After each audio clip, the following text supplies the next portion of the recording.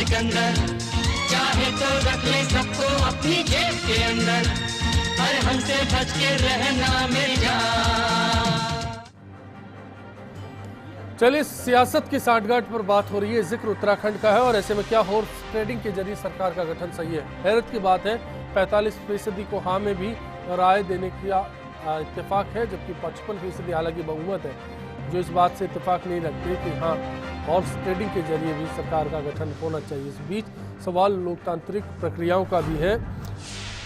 खंडेला साहब, मैं शुरुआत में आपका कमेंट लेना चाहूंगा इसको लेकर कि क्या दल बदल जैसे कानून को लेकर लगता है कि लोकतंत्र मजबूत होगा, जो इस तरह से भरोसा बढ़ता जा रहा है? देखिए, मैं दल बदल कानून का प्रारंभ से सख्त विरोधी रहा हूं। यानी इसने सामंतशाही को जन्म दिया है।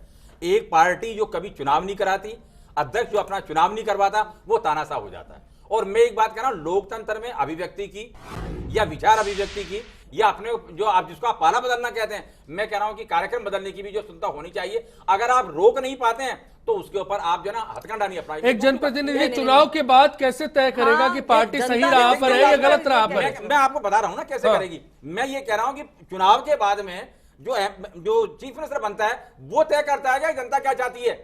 मैं यहाँ हमेशा जनता की बात करना चाहता हूं और जनता ये चाहती है कि एमएलए जो कुछ हमसे कहा वो करे। और जहां तक आप मैनिफेस्टो को उठाकर देख लीजिए, क्या सीएम वो काम करता है? क्या सीएम जो है पूरी तरह से जो है दोनों हाथों को और पैरों को बांधकर और आपके मुताबिक जो दल बदल की कोशिश करता है उनकी मान्यता रद्द हो जानी चाहिए? देखिए, सवाल अब तो सुनिए, मैं कहना चाह रहा हूं, अभी कानून है, कोई विकल्प ही नहीं है। लेकिन मैं इसका सख्त विरोधी हूं। इसने डेमोक्रेसी की हत्या करी है और वास्तव में सामंतशाही को प्रोत्साहित किया है। और इनको जो जिस तरह की इनकी हो रही है ना ये बातें, ये इनको मैं इस बात से भी आपसे ना इत्तेफाक रखता हूं। यानी कि आप हाउस ट्रेडिंग करें, अरे बेचारे घोड़े की कहां पे ज्यादा लाख 2 लाख कीमत होगी, यहां तो करोड़ों की कीमत है। घोड़े को क्यों बदनाम कर रहे हो बेचारे को? ये तो और कोई नाम लेकर आओ। चलिए, उत्तराखंड में क्या मनीष जी आपको लगता है कि बीजेपी फिलहाल जो मौजूदा स्थिति में कदम उठा रही है वो जायज है, सही है और ये लोकतंत्र को जिंदा रखेगा? ये इसलिए प्रश्न ठीक है अश्विनी जी। मैं आपको बताना चाहता हूं कि जो लोग चुनाव लड़ते हैं उन लोगों को पता होता है कि किन कारण वो चुने गए हैं। और अगर उन लोगों की राय है कि ये सरकार में भ्रष्टाचार हो रहा है, हम इसके साथ नहीं हैं और आलाकमान सुनवाई नहीं कर रहा है, सोनिया जी मौन बैठी हुई है, हरीश रावत अपने हिसाब से चलाना चाहते हैं, तो they are free to vote. अब जहां तक कानून का सवाल है उसका पालन तो होगा ही होगा, संवैधानिक व्यवस्थाओं से सदन चलते हैं, वो होगा ही होगा, वोटिंग होगी ही होगी। लेकिन 28 तारीख के लिए आप ये कहते रहे कि भारतीय जनता पार्टी ने ये सब फैलाया है, तो ये बात तो यही है कि आपके दामन दागदार हैं, इसलिए आप ये कह रहे हैं खाली। अगर उन लोगों को सेटिस्फाई कर सके कि हम जनहित ऐसे कर देंगे तो बात ही नहीं उठती। तो प्रॉब्लम इसलिए ना, आप असंतुष्टों को आप अपनी तरफ मिलाने की भरसक हम कहीं को मिला रहे हैं, वो तो हमने तो कहा ही नहीं, आ जाओ हमारे साथ। बहुत इंपॉर्टेंट बात है मैं कहना चाह रहा हूं। देखिए, सबसे बड़े जो है ना वो लोकतांत्रिक देश है अमेरिका और इंग्लैंड। वहां पर सत्ता पक्ष का अगर कोई जो प्रतिनिधि है वो विपक्ष की तरफ जाता है तो कोई कार्रवाई वहां पे नहीं होती। अलग बात है। नहीं, मैं तो इस मामले में कहना चाहूंगी दल बदल कानून निश्चित रूप से सही कानून है और मैं तो ना इत्तेफाकी रखती हूँ खंडेला साहब की भी राय से, क्योंकि आप एक बार देखिए, नहीं राय बिल्कुल अपनी अपनी हो सकती है। यहाँ पे इसमें आप जनता जब वोट दे रही है ना, तो वो उस व्यक्ति विशेष के साथ साथ उस पार्टी को भी वोट दे रही है। ऐसा नहीं होता कि केवल व्यक्ति विशेष केवल अपनी उस पर जीत के आते हैं और जब वो पार्टी जिस पार्टी की सरकार बनाना चाहती है उस पार्टी को भी वोट दिए जाते हैं और उसके अनुरूप जनता की भावना होती है। अगर आप वहां पर जाकर के आप अपने दल को बदलने की बातें करते हैं, अचानक से बदलने की बातें करते हैं और एक अस्थिरता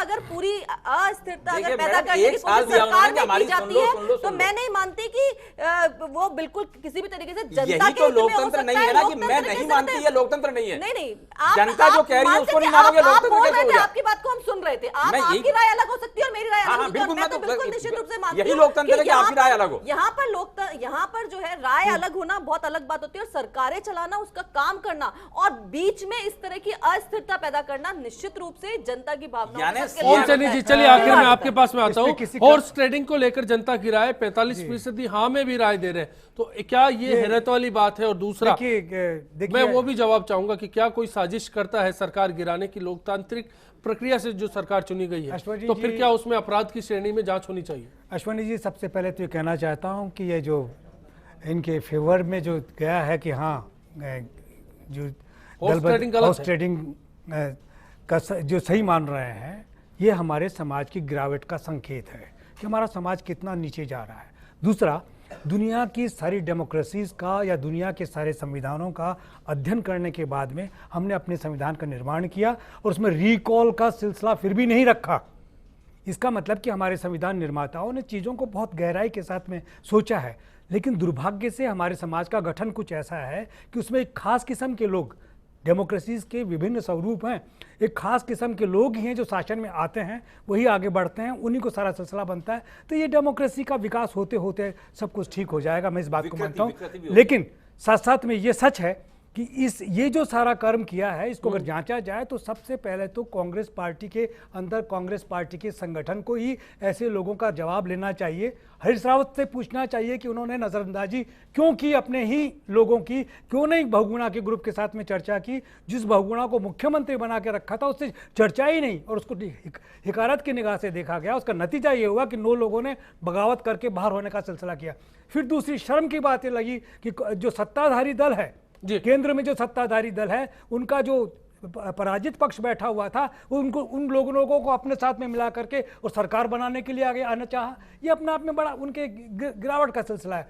होना ये चाहिए था कि निश्चित रूप से कि हम आपको स्वीकार नहीं करेंगे, इसको एक्सेप्ट नहीं करेंगे, लेकिन नज़ीर ऐसी है नहीं इस मुल्क के अंदर, इसलिए अभी ये सब चल रहा है। लेकिन हमारा दायित्व ये कि कहें कि ऐसा नहीं होना चाहिए। क्या सरकार गिराने की साजिश अगर कहीं पर होती है तो कार्रवाई होनी चाहिए, जांच होनी चाहिए, क्योंकि सवाल ये है कि इस प्रक्रिया को बहुमत साबित करने तक रोक दिया जाए। देखिए, हमारे यहाँ राज्यपालों का जो चयन होता है वो केंद्र सरकार के माध्यम से होता है। हालांकि उस पर मोहर लगती है राष्ट्रपति की, लेकिन वो हमेशा पुष्टि करता है उस बात की जो सत्ताधारी दल केंद्र में बैठा हुआ है। ऐसी स्थिति में वहां से न्याय नहीं हो सकता। उसी तरीके से स्पीकर जो बिल्कुल कोई भी ऐसा स्पीकर नहीं है, सिर्फ पिछले स्पीकर जो हमारे लोकसभा के रहे, जिन्होंने अपने दल को भी छोड़ करके और न्याय की कुर्सी पे बैठे रहे, बाकी तो ऐसा स्पीकर है नहीं।